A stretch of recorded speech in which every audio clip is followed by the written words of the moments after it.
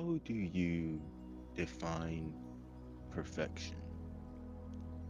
If you were to ask two different people this question, you would get two vastly different responses according to the needs and the desires of that particular person.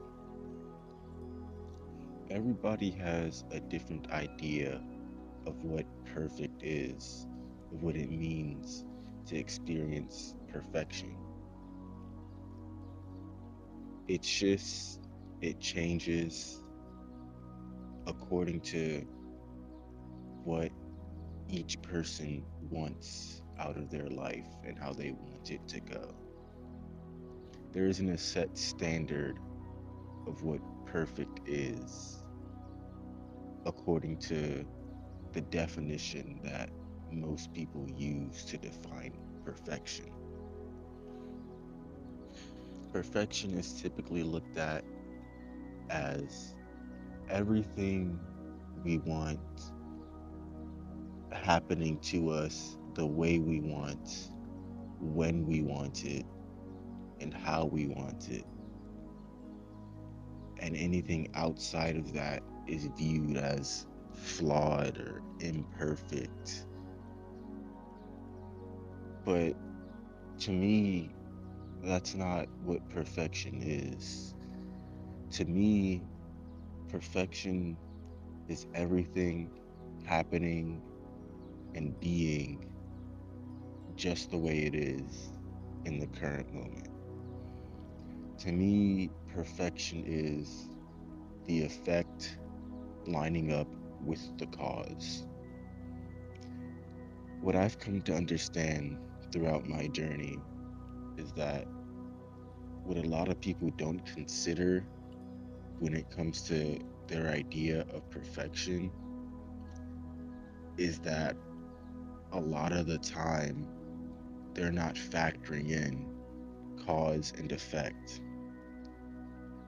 Without a proper cause put into place, you cannot have a certain effect, meaning you can't just have everything you want happening when you want it, how you want it, the way you want it to, without any sort of issues or perceived issues, really, perceived problems, complications, challenges,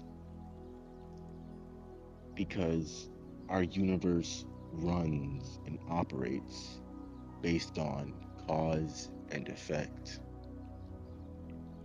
An analogy I like to use is think of a gemstone. Imagine you're a miner and you're mining for gemstones, let's say a ruby. So you find this ruby, right? And it's in a peculiar shape, it's not all carved and trimmed and shaped a particular way according to what the standard is for whatever a jeweler might want. No, the ruby is exactly how it was meant to be formed by the earth because that's the way it formed. But when this ruby is sent to a jeweler, this jeweler says this ruby is imperfect. We have to cut it and shape it and trim it to be a certain way in order for it to be a perfect ruby. They say it's flawed. They say that unless it's cut to be a certain way, then it's flawed. When in reality, the ruby has always been perfect and it will continue to be perfect. And the only way it can be perceived as imperfect or flawed is when it's viewed through the lens of somebody else's standards of what it should be, of how it should look, rather than being viewed as being perfect just the way it is. What I'm getting at with this whole thing is that if we want to truly be happy and notice the perfection that exists all around us, at any given point in time is to let go of our own egoic standards of how things should be and understand that everything is perfect just the way it is because every effect is lining up with its cause. Because again, to me, that's what perfection really is. Just because I want something to be a certain way doesn't mean that it's wrong or imperfect because it's not that way. It only means that the causes have not been put into place for that effect to take place. And if I want a certain thing to happen, I have to put the causes in place. And even then, I must understand that I can't predict everything that might happen. I can't factor in every instance of what everybody else might do, of what might happen in terms of just nature in general. That's something I can't fully predict. I don't have the capacity to do that in this limited human form. It's what we came here for, to experience that limitation.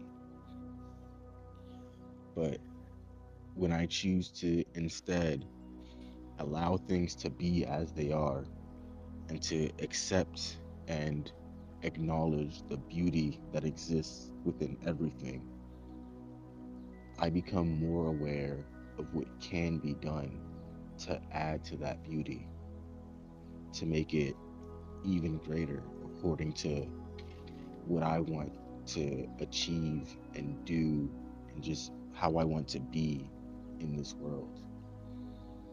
But I can't really do anything effectively if I don't first accept and acknowledge what is.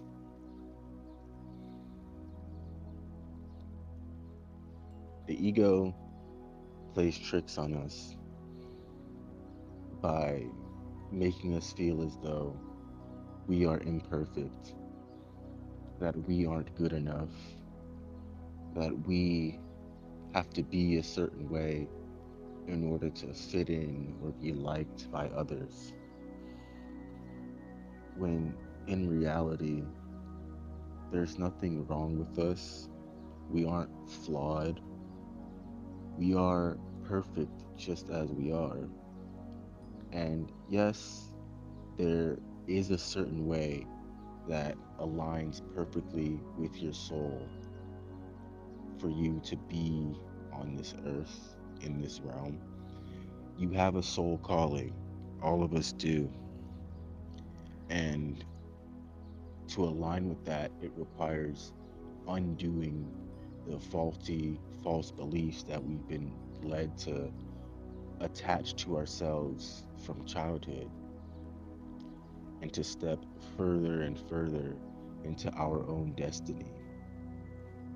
But just because we have a faulty belief, just because we may have self-esteem issues or feelings of unworthiness, it doesn't mean that we're flawed. It just means we've been led to believe that we are flawed. But the moment we stop believing this, the flaw ceases to exist because it was never there in the first place. It was all imagined.